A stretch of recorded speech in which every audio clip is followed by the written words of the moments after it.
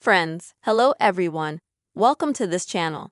In this video, I will show you and tell you how you can delete your Bitmoji in Snapchat app very easily.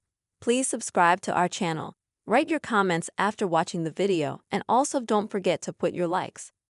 So, let us get started with you. Open the Snapchat app for starters. Next, in the top left corner, click on your image to go to your profile.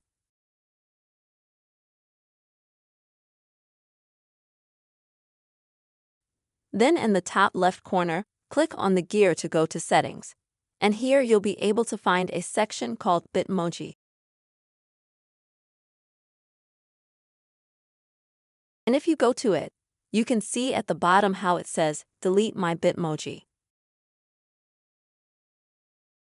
And if you click here, all you have to do is confirm your action by clicking Delete.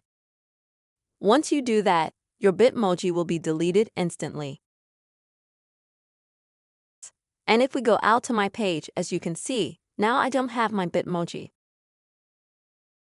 Friends, this is how very simple and easy it is to delete your Bitmoji in the Snapchat app.